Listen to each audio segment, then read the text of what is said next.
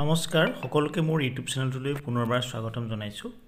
আজি আমি ভিডিঅ'টোত গুণোৎসৱ 2025ত এনুৱেল এক্সামিনেশ্যনত ছাত্ৰ-ছাত্ৰীৰ গুণোৎসৱৰ 10% নম্বৰ যোগ দিব লাগিব আৰু অৰ্থাৎ আমাৰ পিপিসি খন প্ৰস্তুত কৰোতে ষ্টুডেন্ট প্ৰগ্ৰেছ কাৰ্ড প্ৰস্তুত কৰোতে গুণোৎসৱৰ 10% নম্বৰ আমাৰ মাৰ্কশিটখনত বা আমাৰ প্ৰগ্ৰেছ কাৰ্ডখনত যোগ দিব লাগিব।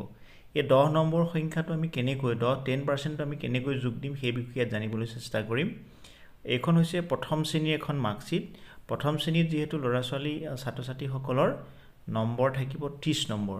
এই ছাত্ৰজনে 30ৰ ভিতৰত যদি 29 পায় তেতিয়া হলে সেই ছাত্ৰজনৰ 10ৰ ভিতৰত কিমান নম্বৰ পাব। এই ক্ষেত্ৰত আমি ছাত্ৰজনক 100 লৈ যাব পাৰো পাৰ্চেন্টেজটো বা আমি ইয়াৰ 10% উলিয়াবলৈ হলে প্ৰথমে 29ক আমি 3 এ হৰণ কৰিম। 3 এ হৰণ কৰি যেটো পাম তাৰ লগত 10 পূৰণ কৰি যেটো পাম হেতুৱে হ'ব ছাত্ৰ বা ছাত্ৰী গৰাকীয়ে 10%ৰ ভিতৰত পোৱা নম্বৰৰ সংখ্যাটো। পুনৰবাৰ কৈছো যে আমি 29ক 3 এ হৰণ কৰিম। তাৰ মানে 30ক 3 ভাগ কৰি 3 এ হৰণ কৰিলো আৰু যেটো পালো যেটো ভাগফল পালো সেই ভাগফলৰ লগত 10 পূৰণ কৰি যেটো পাম হেতুৱে হ'ব 10% ছাত্ৰজনে পোৱা গুণোৎসৱত নম্বৰটো। ঠিক তেনে ধৰণে এখন হৈছে দ্বিতীয় শ্ৰেণীৰ প্ৰশ্ন কাকত দ্বিতীয় শ্ৰেণীৰ এখন মাৰ্কশিট। দ্বিতীয় শ্ৰেণীৰ ছাত্ৰ-ছাত্ৰী সকলৰ কাৰণে থাকিব 50 নম্বৰ। 50 নম্বৰত সাবজেক্টত পাইছে 29 টিচাৰৰ ভিতৰত 29 আৰু স্কিলত পাইছে ছাত্ৰ বা ছাত্ৰী গৰাকীয়ে 20ৰ ভিতৰত 20 পাইছে। অৰ্থাৎ ইয়াত টোটেল নম্বৰ পাইছে 50 50ৰ 49 নম্বৰ পাইছে। 49ক আমি 5 এৰে হৰণ কৰিলো। 5 এৰে হৰণ কৰি যেটো ভাগফল পালো সেই ভাগফলটোৰ লগত 10 পূৰণ কৰিলো। 10 পূৰণ কৰি যেটো পাম হেতু হ'ল 10ৰ ভিতৰত পোৱা নম্বৰ। ঠিক তেনে ধৰণে এখন হৈছে এমই স্কুলৰ কাৰণে এমই স্কুলৰ এখন ছাত্ৰৰ মাৰ্কশিট। এই মাৰ্কশিটখনত এমই স্কুলৰ ছাত্ৰ এজনৰ টোটেল নম্বৰ আছে 120 নম্বৰ। সাবজেক্টত আছে 98 আৰু স্কিলত আছে 22 number.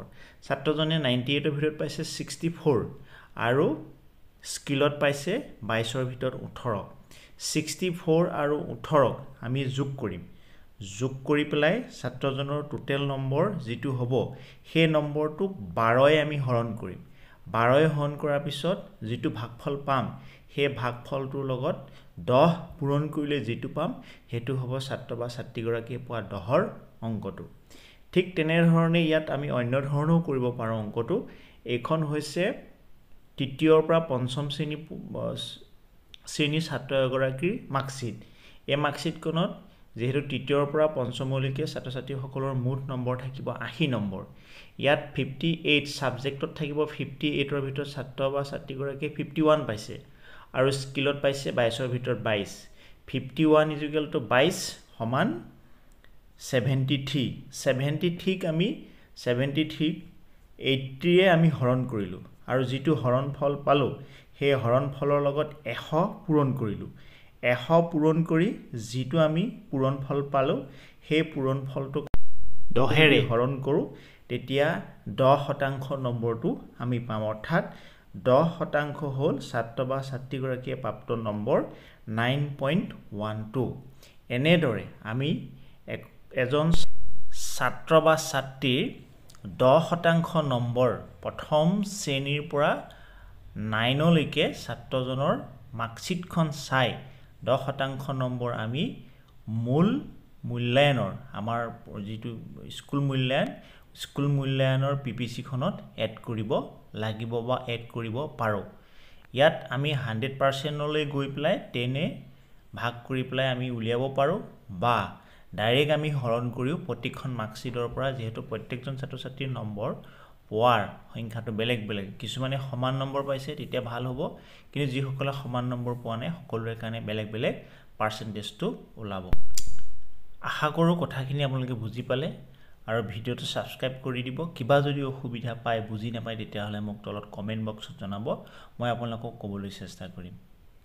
Thank you so' much